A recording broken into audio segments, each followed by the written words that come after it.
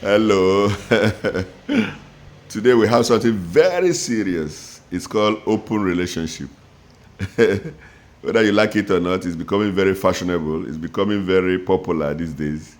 A lot of people are right now embracing it. I don't know why. I'm not a fan of it, but we're going to break it down. Whether you like it or not, people are engaging in it on a regular basis, and I don't know for what reason. But you're going to know the reason right now. We're going straight to the definition. Open marriage or relationship in which both partners agree that each may have sexual relationship with others. That's the first one. The second one is having more than one romantic or sexual partner at a time. This one is also open relationships is one which an individual has a primary partner but free to explore other connections. He has one man, he has one marriage, he's married to this person, but he has other connections. That is open marriage. And this last the definition is when both partners are comfortable with each other having romantic or sexual interaction with other people outside. In some part of area that I know about, it's called agiri. I don't know if agri is legally recognized, but I know I've had that before, where you're in a marriage and you're still free to explore other connections. You're still free to have a boyfriend. You're married and you're free to have a boyfriend. I've had that, I know, but I don't know if it's legally acceptable, legally binding. That's what I don't know. But today we're breaking it down. Now we're going straight to the pros and cons of an open relationship. The first one is, let's go to the people that agrees to an open relationship. Their first one is pursuing new experience and interest. That's the first one here. The second one is different sexual experience. The number 3 is freedom to express different side of yourself. That's the argument, you understand? Argument for it. Soon we are going to be doing an argument against that. Everybody, you have your rights for whatever thing you want to do. Then the 5th one is highest level of communication about wants and need. It's entirely your choice. And the 6th one is providing emotional freedom. You have freedom to choose how you want to express your body languages in whatever way you want. That's the meaning of this. Then the 7th one is openness. It helps to cut the headache associated with cheating. At this point, you are no longer, nobody sees you, even your husband or your partner no longer see you as a cheating wife, a cheating husband, because it is agreed by both of you that you have an open relationship where you can explore other areas to satisfy yourself, And the last but not the least, they say it is fun. It is fun. That is the argument for it. But we're going straight again to the argument against that. Others will tell you, I do not want an open relationship. I want a regular relationship. The first one is jealousy. So it brings jealousy because you'll be sharing your partner with someone else. So it breeds, no matter how you look at it, jealousy.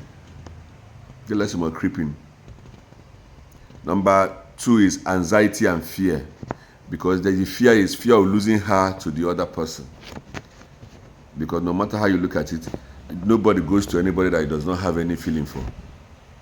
You understand? Except you just want to go for the monetary value or the whatever reason you have.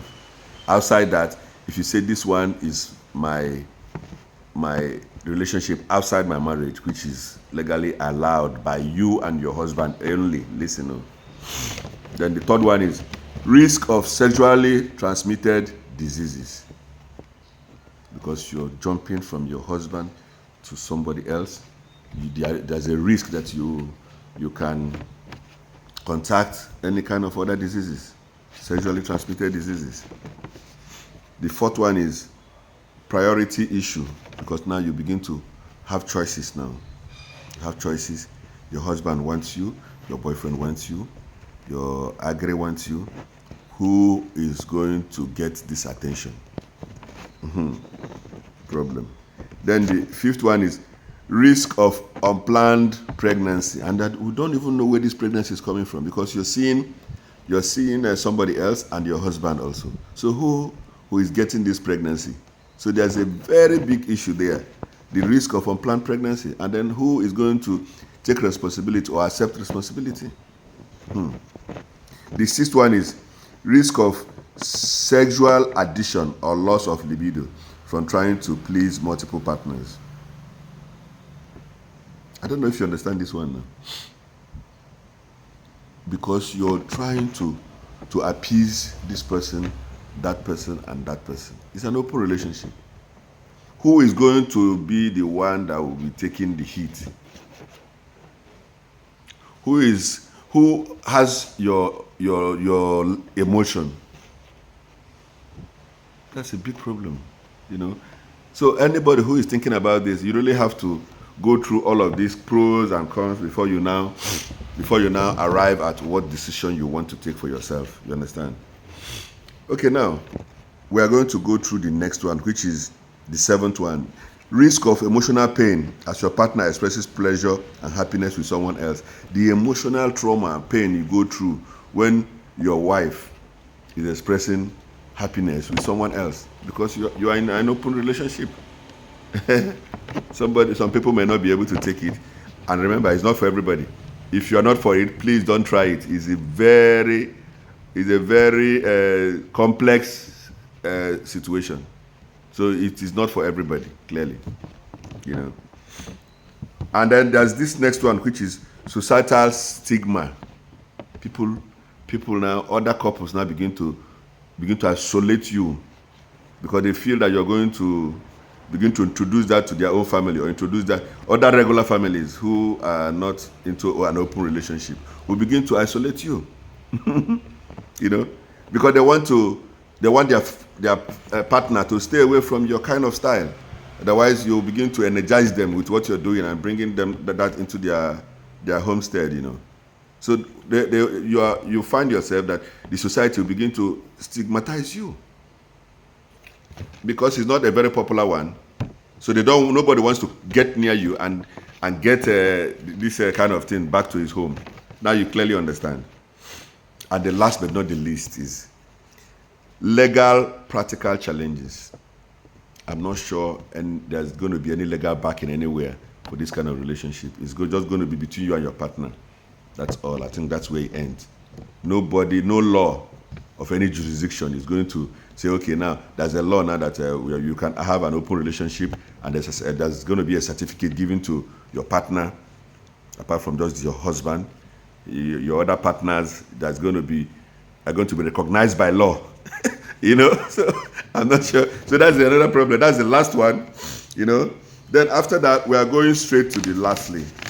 Open relationship, you know, like they said, is having freedom and variety without giving up the emotional connection they already have. Is it possible? So think about it. They said open relationship is having freedom and variety without giving up the emotional connection they already have. That's the emotional connection with your husband, but you are now free to explore other men. You are now free to explore other ladies, and you still feel that the emotional connection is still intact. Well, I'm not going to also judge you. Nobody is being judgmental here, but I just said we are putting everything on the table, you know. And the last but not the least, trust is one of the most important things that they have in an open relationship. Trust. You're trusting me that I should go and have another partner. You know, you have the trust that your partner is going to follow and respect boundaries both of you set for each other. Think again. Well, I'm going to stop here, and then I wish you whatever it is you like for yourself, and I will see you in the next episode. Do not touch that dial. Bye-bye.